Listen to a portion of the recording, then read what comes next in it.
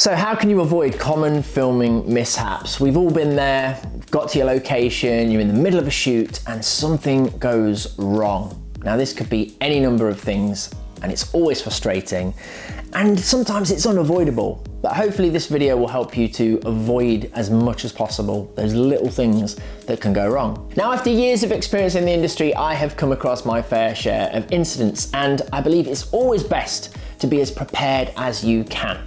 So here are some of the things that we know can commonly go wrong and what you can do to try and avoid them. Changes in the weather. God's wrath has turned against you on an outdoor shoot.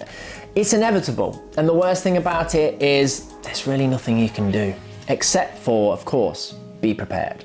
Now, in the days before the shoot, check the forecast. Make any accommodations you can for it. This might include packing covers, plastic bags for your equipment in the event of rain, or shades for your camera in bright sunlight. Sometimes you can adapt and use the weather to your advantage. Light rain in the background of a shot might just be the atmosphere you're looking for.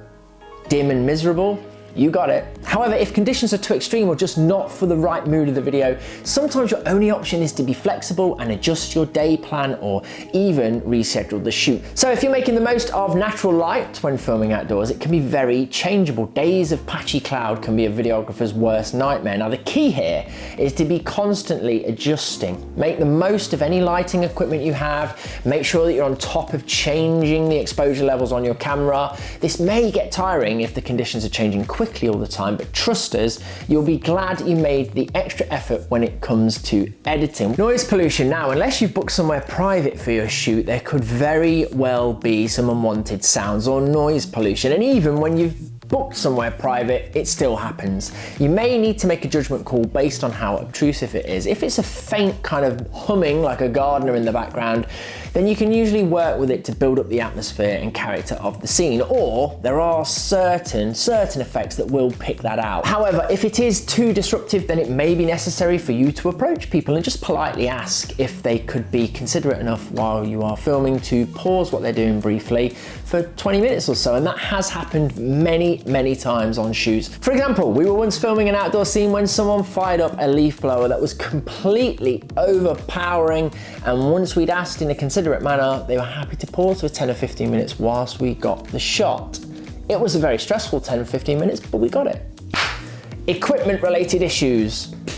Sometimes there's just things you cannot help that go wrong. I remember one time in Amsterdam, we had this conference, it was going so well, we sat 2 people down to film, and one of the lapel mics was just filled with fuzz, and we couldn't do it, we couldn't fix it. It literally, in transit, on the plane, I don't know what had happened, but the lapel mic died. It died there that day, we could never use it again. I had to get scissors to it because God forbid I take it on another shoot. And you know, we were so lucky on that occasion because there was a store just down the road that we ran to and paid ridiculous amount of euros to get a replacement, but it got us out of a very difficult jam. So off the back of that little anecdote, maybe perhaps before every shoot that you do, if you're in a strange city or if you're abroad especially, just make a note about an equipment store near to you, and then if anything goes kaput, you can just say, just bear with me 2 minutes and run down the street like our Kira did.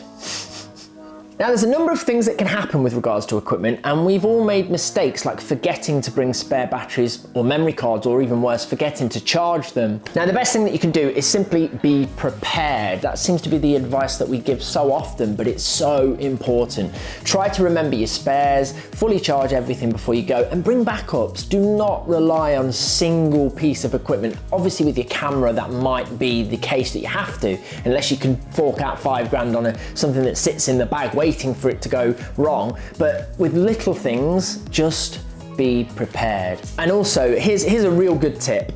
When you're packing your bag, you need laser focus. Laser focus. You need to say to yourself, right, the shoot's tomorrow.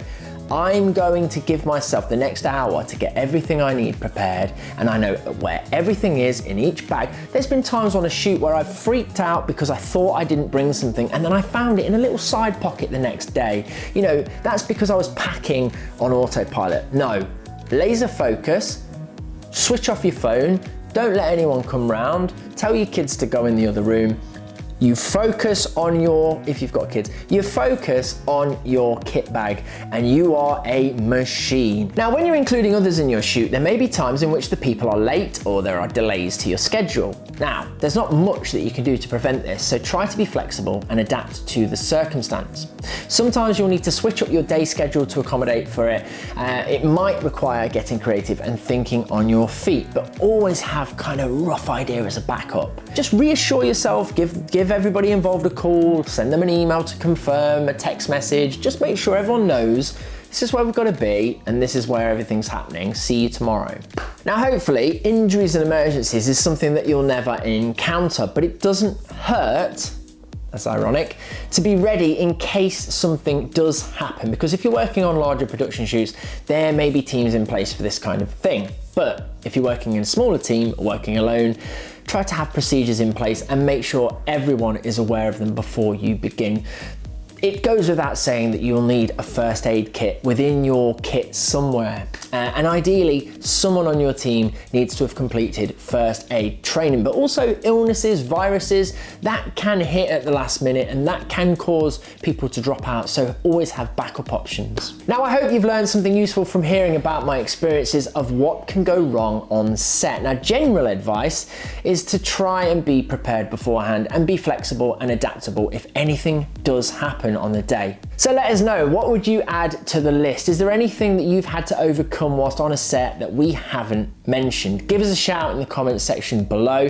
We'd love for everyone to help each other and share their advice. Thank you so much for watching another Insight Bite. We hope it's been helpful. There's been some really good tips in there, and I hope you can take from my experience to avoid anything going wrong in the future. Thank you very much. Don't forget to subscribe, and we'll see you next week.